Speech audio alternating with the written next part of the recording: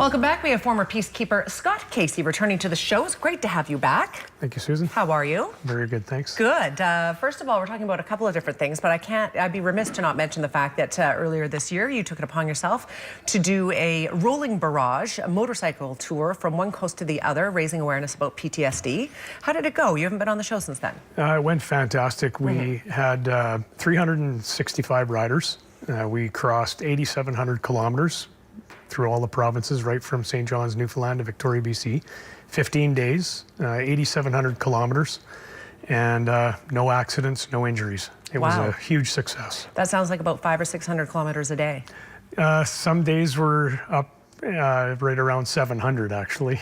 That is crazy. Yeah. You feel obviously as though you have definitely made an impact, had your message put out there. Yeah, absolutely, and it's going to be an annual event. It is it? Yeah, we're already planning for next year. Fantastic. So yeah, we're really looking forward to it. We've got a lot of people that are saying they're going to be coming back out. So the last time we talked, you weren't sure if it would become an annual event, but then I saw something on Facebook that was alluding to it. So yeah, all really of our great. social media is on that. Yeah, you bet. So good. So yeah, it's fantastic. So yes, we've got a picture of your book. This was released earlier this year, if I'm not mistaken.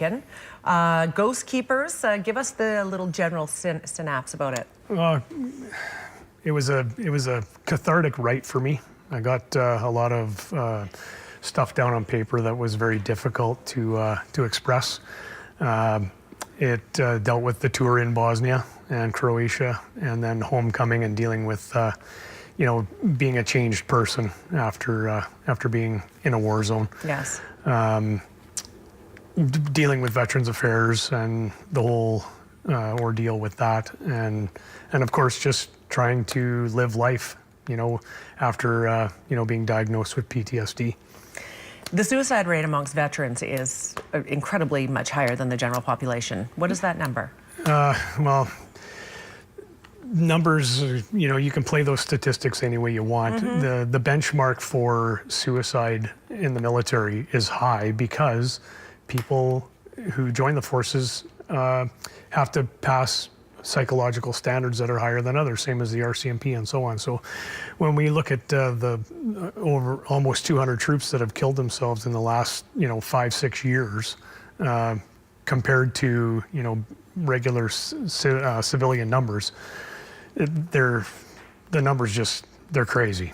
Yeah. You're having book signing coming up. Yes. November 5th at Chapters. And who are you Kamloops. reaching out to with this book for this particular time? Anybody who wants to know the story of Canadian peacekeepers and how it's different than an actual, fighting in Afghanistan, because our hands are tied behind our backs a lot of times. And so I want people that don't know that side of Canada and the peacekeeping. They generally have a soft, fuzzy feeling like Cyprus when they think of peacekeeping, but it was completely different in that regard. So, and that's what you thought you were walking into, was a somewhat gentle mission where you're going to be helping and making a difference. And you were, but it turned out to be on a much different playing field than you were. Yeah, genocide and all of that. Yeah, it was horrific. It's quite a read, your book. It's a great read.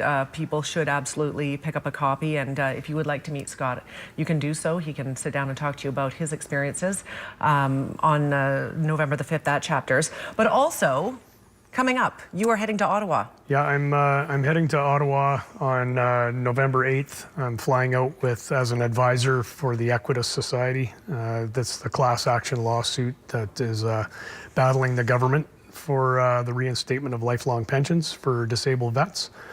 So I'm heading out for that to discuss with politicians there in Centre Block. So it'll be definitely a showcase. The media will be all around us during that time frame. So we're going to be putting the pressure on. And although I'm not a member of Equitas, it benefits all disabled vets here in Canada because we want to reinstate those pensions. Lifelong pension is what you're lobbying for. How does it work right now? Right now they have what's called a lump sum award, and I don't know the exact top number right now for a maximum. I think it's around $365,000, $370,000, somewhere around there. As an example, if you and I were both wounded, I applied for benefits on December 30th, 2005, I fall under the Pension Act. And if you applied on January 1st, 2006, you would fall under the new Veterans Charter, excuse me. I'd get $2,500 a month for the rest of my life, and you would get that lump sum of $365,000, $370,000. Now, if you take $2,500 a month out of that, it's gone in less than 4 years.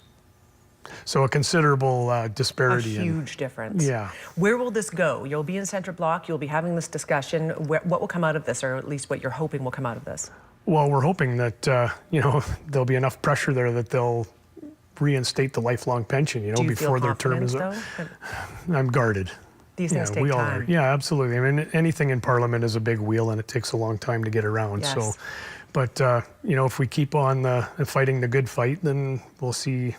We'll see some benefits out of it for sure. Have you met with a lot of wounded veterans who have just had a rough shake with their pensions? Oh yeah, yeah. I deal with this year alone we've dealt with my organization, Military Minds. We've dealt with 376 suicide attempts. So, and those are all disabled vets, fighting for their pensions, fighting for their mental health. Mm-hmm. So I hope Ottawa listens to you then. Yes. We're out of time. How quickly it goes. Does. Yeah, I really appreciate you being here today. Thanks, Susan. And I take my hat off to you for making a difference, because that's what you're doing right now. Thank you very much. Good for you. November 5th at Chapters. If you'd like to meet with Scott Casey, learn a little bit more about his story, and get a copy of his book, you can do that. Again, it's at Chapters November 5th. And the information on the screen as well, militarymindsinc.com and equitasociety.ca. We're back in 2 minutes. Stay with us.